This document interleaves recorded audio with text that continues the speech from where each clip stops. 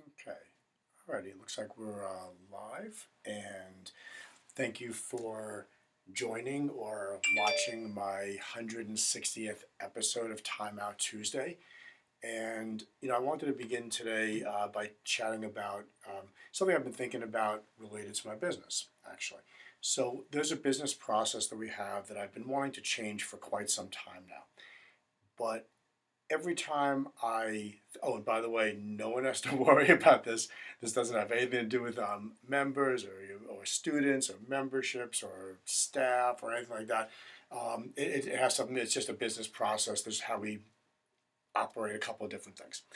But it is something that we've been doing for quite some time, about probably 7 or 8 years, I think, and my vendors are used to it. I'm used to it. Others are used to it, and there's a bunch of details and a bunch of things that are kind of intertwined that do make it a little bit complicated to unravel and rebuild. And quite frankly, I wasn't really even sure how I wanted to rebuild this thing.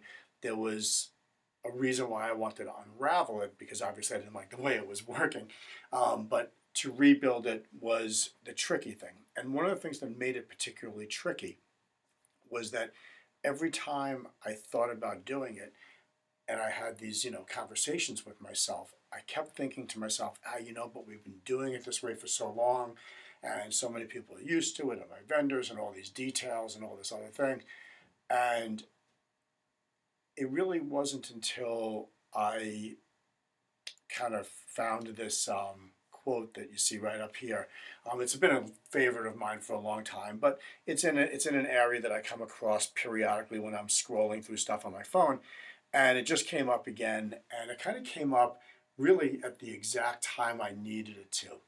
And the quote is a Thomas Paine quote: "A long habit of not thinking a thing wrong gives it the superficial appearance of being right." And it's a quote that I've used many times when I was in different walks of life, different career paths. Um, I always had to be sort of an agent for change in various companies that I've worked for. And so here I am, kind of once again needing to be an agent for change. And I encounter this quote, and I'm thinking about this old process that, we've been doing for so long, and everybody kind of feels it's the right way to do it, except that I kind of intuitively know that it just doesn't feel right anymore. It felt right at the time. And that's when I said that to myself, it felt right at the time. I gave some thought to what was the original inspiration, what caused me to go down this path to create this methodology for how we interact with a bunch of parties. And I went back actually to a seminar that I attended, and it was an industry seminar.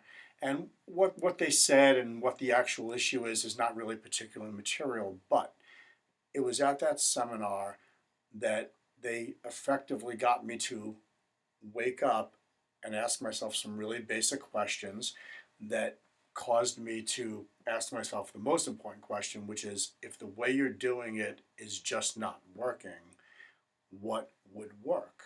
What would cater better to all the different parties, the participants in this equation?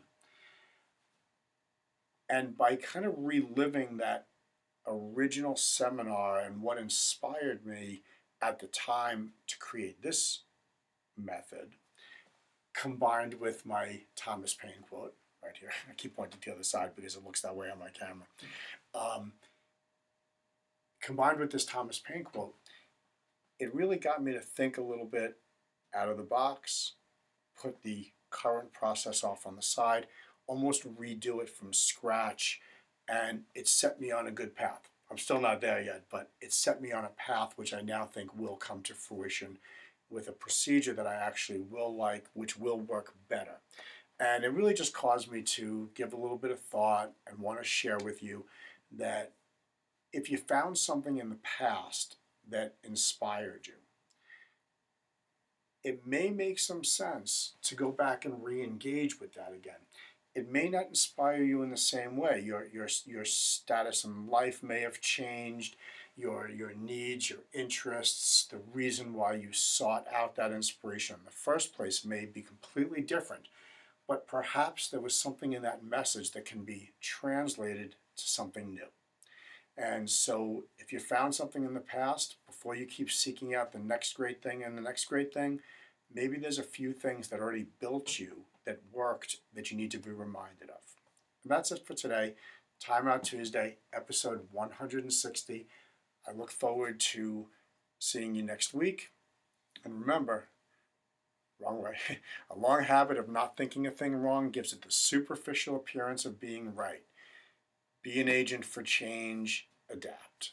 See you at the dojo. Peace.